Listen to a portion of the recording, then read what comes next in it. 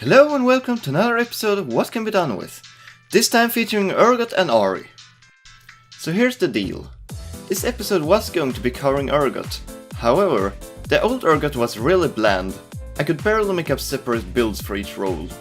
But I recorded a bunch of gameplay before the rework, and I don't really want to make another double episode of the same character. So I decided to roll a new champion and then return for Urgot the next time I roll him.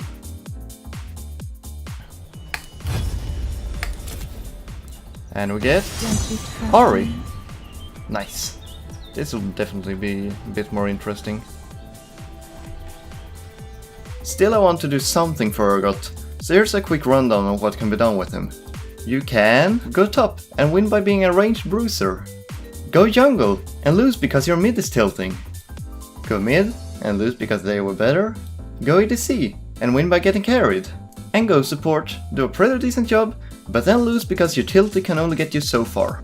Side note, I don't actually think that Urgot is a bad champion. I think he's a bit bland and I can't play him. Now it's time to get into Ahri.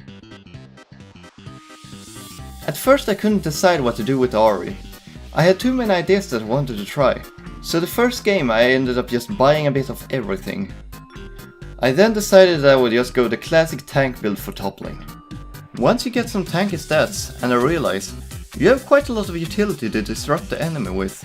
It's not particularly strong outside of laning, but if you're a good R player, something I'm not, you could probably do a lot with it. I wasn't confident enough to try anything crazy in the jungle, but I found that normal Ahri has a decent clear.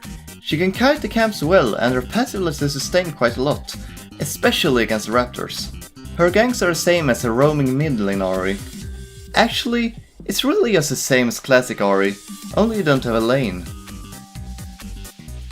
After going AP in the jungle, I wanted to mix it up a bit again, this time with AP attack speed. Aside from facing off against an enemy gameplay, Veigar, one of the games, I think it has some potential. AD carry Ahri works. And not just in the lul just range auto attacks way, but she's actually pretty good. Her abilities let you control teamfights like an ADC's wet dream.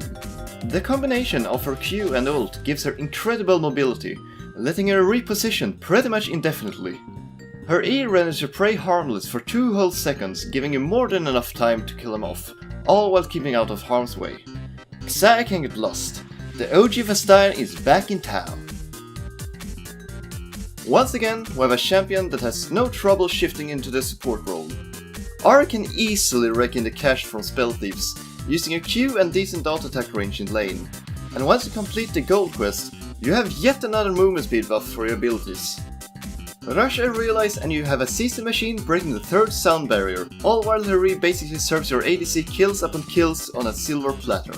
You literally make them beg to get hit in the face by Yin's 4th shot. I'm gonna start adding a bit of a summary at the end of these videos. It feels like a good way to end them.